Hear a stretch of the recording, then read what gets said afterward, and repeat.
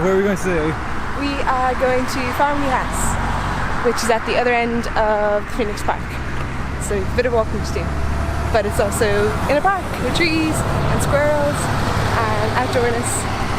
And also lots of cars apparently. Yeah. There's just one road though, that's okay.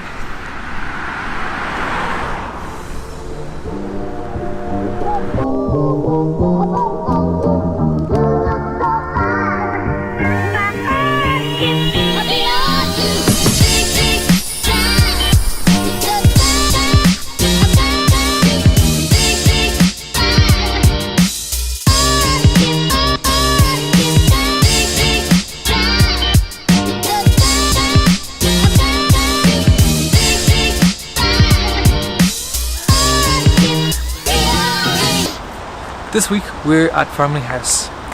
Farmleigh House was bought in 1999 by the Irish government from the Guinness family, who owned it for the previous 100 years.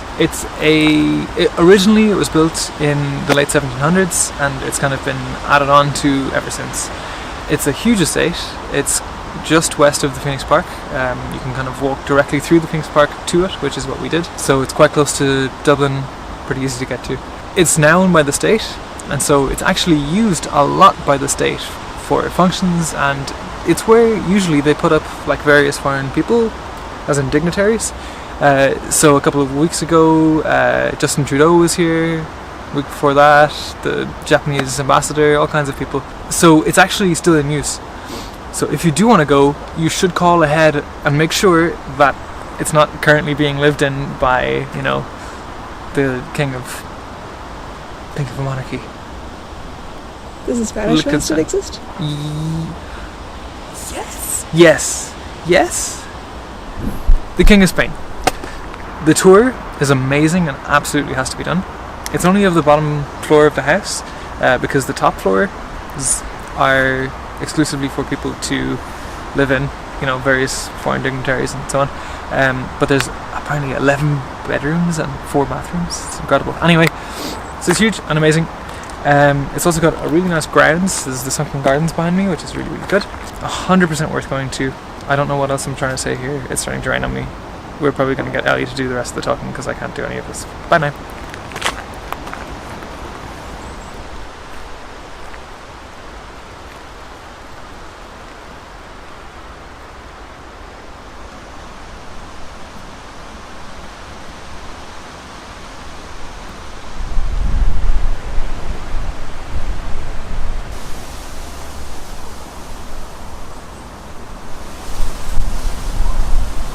So I am outside of the front door to Farmleigh House, and on the ground here these are all wooden blocks, and the idea was that when you had your guests roll up, first off it's nice and sheltered here so you're not going to be rained on, but the wood would also dampen the noise from the carriage approaching and the clip-clop of the hooves, so they would be making a cacophony as they rolled up to the house. She was tied to a rock in Greek mythology, sacrificed to a sea monster, but it's okay, it ended happily. She was rescued by Perseus, whisked away. Imari, Imari they call that. Yeah. And that one is a depiction of Africa, and the details all there. The woman's wearing an elephant's headdress. And that was great business for him because he retained control of the brewery. Most Irish writers will be up there. Over 100 original works by Jonathan Swift, for example, you know. The Guinness family, they gave the collection to Marsh's Library in Dublin in 2008. And anyone who wants to do research can contact her, and if she thinks you've got a good enough reason, she'll invite you here. And there's the desk and there's the white gloves, put them on and you work away. Right. Sir William Wilde. No. Yeah? Oscar Wilde's father. Yeah. Oh, I do know who that is. That was painted by a top Irish artist, William Orpen.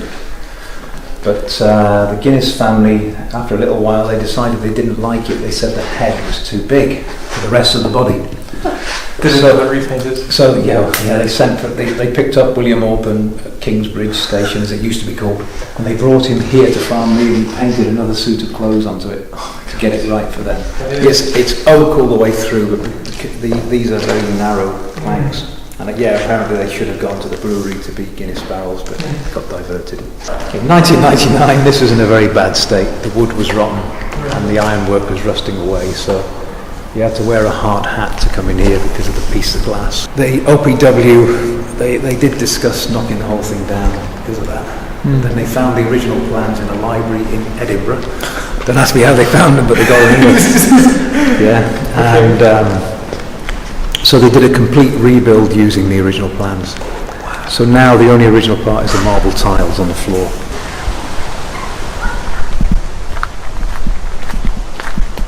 So, as I'm coming to realise, along with every beautiful house, there's always a beautiful kitchen garden, because who are you if you have a house but don't have any food, I guess.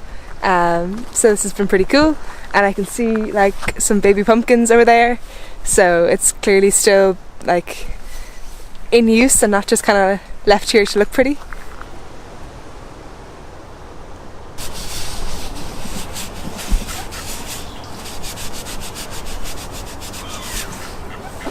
Everywhere I go, I put my elbow in something.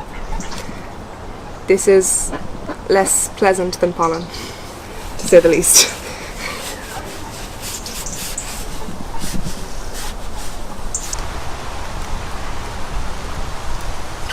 So this is the clock tower of Farmleigh House.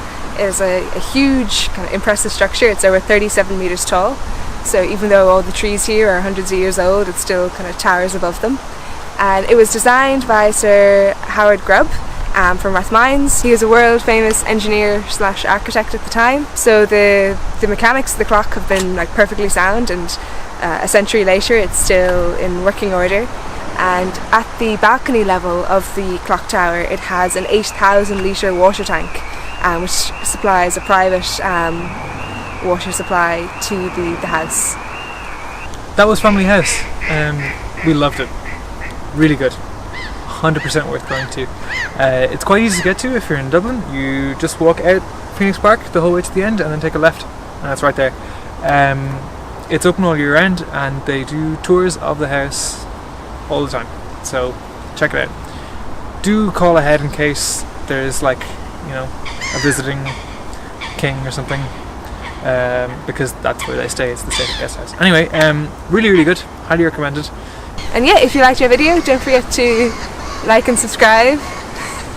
We put out new videos every week, some about the heritage around Ireland, some about walking, and yeah, that's it.